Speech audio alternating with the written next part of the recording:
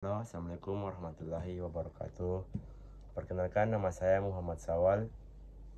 Nomor induk saya 2022-10173.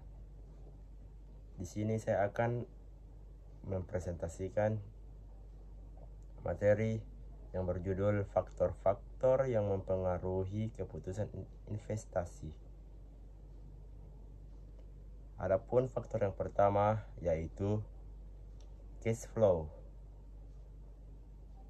atau laporan arus kas adalah laporan yang menyajikan aliran ke perusahaan dari aktivitas operasi, investasi, dan pendanaan. Perusahaan perlu melaporkan informasi tentang peristiwa yang menyebabkan perubahan kas selama periode waktu tertentu dalam laporan arus kas. Laporan arus kas merinci sumber penerimaan maupun pengeluaran kas berdasarkan aktivitas operasi, investasi, dan pembiayaan.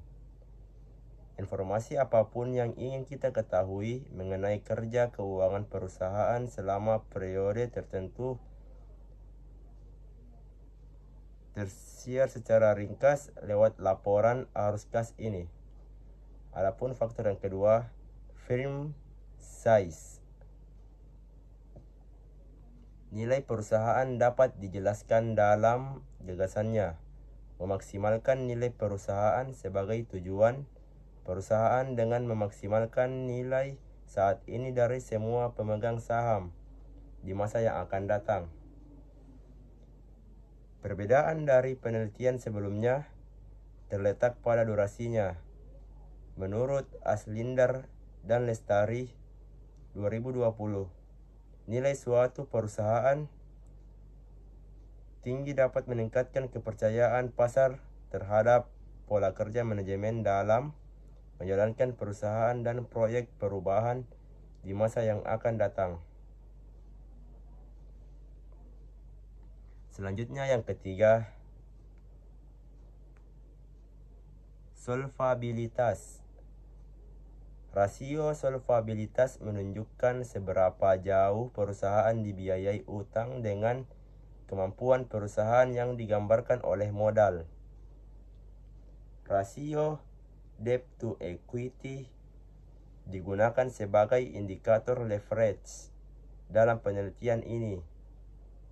DER merupakan perbandingan antara hutang terhadap modal dalam pendanaan perusahaan. Rasio DER atau debt to equity yang tinggi mengindikasi bahwa sebagian besar dari aset didanai dari hutang. Pengertian solvabilitas menurut Kashmir 2014 adalah solvabilitas atau leverage ratio merupakan rasio yang digunakan untuk mengukur sejauh mana aktivitas perusahaan dibiayai dengan utang. Yang keempat yaitu keputusan investasi.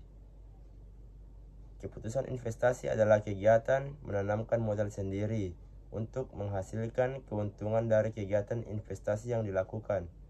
Salah satu investasi yang dapat dilakukan investor adalah dengan membeli saham suatu perusahaan.